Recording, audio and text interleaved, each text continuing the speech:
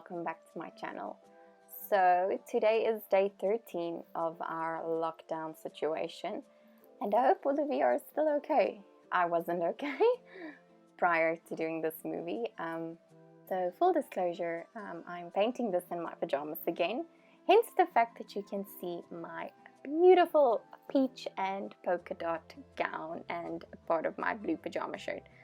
So just turn a blind eye for that and pretend you didn't see anything. Okay, but let's get back to the video. A lot of you think I'm a happy camper, but I wanted to talk about something that happened to me during the lockdown today. So I'm not going to be going on too much about the artwork. If you want to see how I would paint something similar to this using some techniques and what would be my process, I uploaded a video for day 10 of this lockdown, my lockdown challenge, and I painted succulent there using the same principles, using wet on wet technique, finishing it off with a pen and adding the details with some watercolor pencils. So if you like this video and you wanted to maybe get an in-depth explanation of how I would achieve this look, please go watch day 10. And then that's about it. So my process is I sketch it out, I resketched it with my XS Pilates pen from Faber-Castell, and then I did the wording and I basically just painted it. So for today I wanted to talk about something that was resting on my heart. So for those of you who don't know, I have a baby, and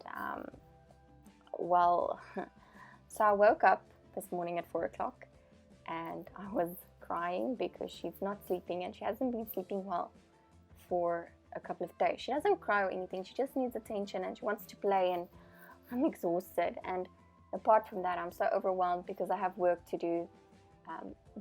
By God's grace, I'm still getting work during this process, and because I work from home, it's very easy. But apart from that, I still have to have time and the capacity to work with the baby. And if you're so tired and during the day you still have to take care of your baby, it becomes challenging. And then I just felt so, because I just, when it's raining, it's boring. So because I was emotional about one thing, everything that was beneath the surface that is unspoken just boiled up, and I just had a little moment where I sat in the bed 3-4 o'clock in the morning crying that I'm so over it and I can't do this anymore, and I'm just so tired, I just want to sleep. And not because I'm tired of taking care of my baby, but because sometimes you just get tired, and it's okay to cry and it's okay to feel miserable. But while I was in that position and I woke up the next morning, or I woke up later on, and I thought about stuff, and I really just felt like I'm going to journal something with joy so that I can physically approach joy, experience joy, meditate on joy, and then hopefully it'll change my thought process. So I went onto my Blue Light Bible app and I looked for some Bible verses that relates to joy, and I came across John 15 verse 11 that reads, where is it now? That reads, I have told you these things so that you will be filled with my joy. Yes, your joy will overflow. And I read that, but then I like to read a bit more so that I can get a better perspective of the verse and context. So when I read the rest of it, actually read it from about verse 9 up into verse 17, and it just again established how we should find joy in Jesus. And this lockdown, I think, is challenging for a lot of us, because for me, I like to work. I'm a worker bee. I'm not a boss, I'm a worker bee. And sometimes I prioritize a lot of things over other things, and I think this season where we are at, this lockdown, is causing us to reevaluate our lives, to understand. So I think this lockdown is challenging a lot of us to reevaluate our lives, to look at the stuff that is bringing us false or worldly joy versus stuff that's from Jesus and bringing us eternal joy. I mean, a lot of us don't even have time to go to church, or are so tired when we get home. There's no time for Bible study and meditating on the Word, which actually by meditating on the Word renews your mind and then will help you ultimately be a better person, live a better life. But a lot of us are so busy, and I'm like that. And I mean, I just felt like I'm not me. I can't get my work done because there's no time. My MacBook didn't want to update because of the internet. I couldn't use some of the software that I used to design because it has a required internet, and then the internet doesn't want to work, and I just can't do what I want to do. And all these things just snowballed. And at that moment when I sat and I was doing some research about the scriptures and comparing it and thinking about it, the Holy Spirit kind of just went like, bam, this is what I'm trying to tell you.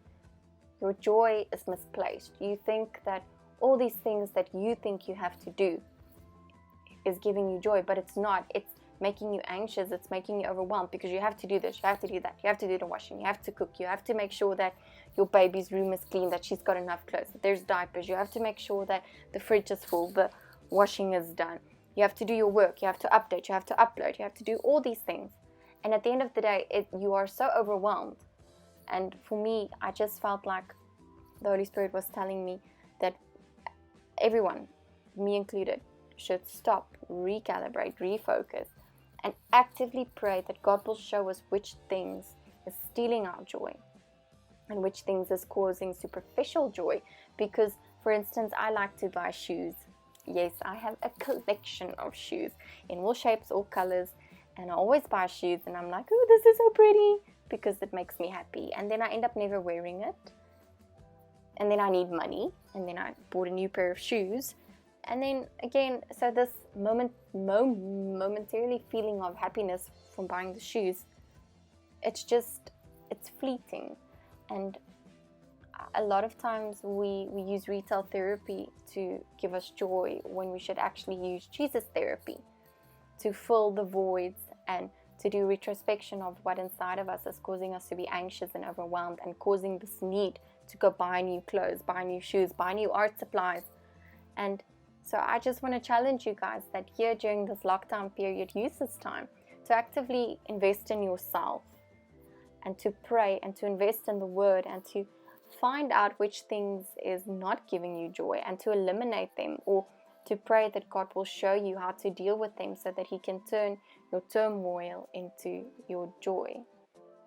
And so I just felt like that was something that God was really putting on my heart to talk about, because it's something that I'm struggling with. And I mean, not feeling like yourself, not feeling like it's, I always believe that God made us a specific way, and that who we are is how He made us to be.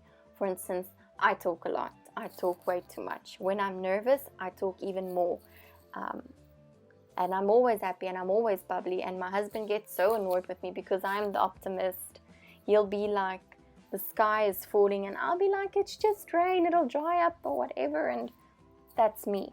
And sometimes when I get distracted by other stuff, I lose who I am and who I am in Christ, and I lose my joy. And that's why I just wanted to journal something with joy. And also when I then looked at this verse, there's like so many beautiful things that it like hits home. For instance, that Jesus chose me. I didn't choose Him, He chose me. And then He says that, so that the Father will give you whatever you ask for using my name. This is my commandment, love each other. And then when we're happy and we have joy in our lives, that's Jesus joy. I'm going to call it Jesus joy. When we have Jesus joy, I find that when I'm happier, I have more content and I have more patience to deal with other people. Because if I'm happy, I can love my neighbor like I love myself. But when I'm unhappy, the rest of the world better watch out, because they're going to feel my wrath. And I think that's also something that's very important, that we have to find joy in order to be joyful or to give someone else joy. Because if you're miserable, I promise you the rest of the world most probably also knows you're miserable. So I hope this video I hope this video for some reason resonates, or maybe just gives you a little bit of hope that you're not alone. It's okay not to be happy, but evaluate why you're not happy. And then yeah, I hope you enjoyed this video. Again, if you want to watch how I would paint something similar to this, please go look at my day 10 video. It's where I paint this succulent rotsrosie. If somebody knows what is the English translation for the word rotsrosie, I don't think it's a rock rosy, please let me know, because I have no plant vocabulary, so that would be interesting to know. And then this illustration, I will upload the tracing to my Facebook page, so you can go download it if you don't want to redraw it, but I would encourage you to redraw it yourself. It makes you have a little bit more something else to do to pass the time. And that's basically it. So I want to thank you for watching. I'm going to say goodbye, and then if you like this video, please click on the thumbs up button and subscribe to my channel. And if you want to get notifications, press the little bell icon. I'll try to upload videos regularly. It's sometimes a challenge because I have horrible internet, first of all, and then I have a very cute busybody baby who requires a lot of time and love, and she's just a big blessing, and I'm so thankful God gave her to me prior to lockdown, because I just have more time to spend with my child and experience what it is to be a mom. And yeah, so thank you for watching. I hope you enjoyed this video. Okay, bye.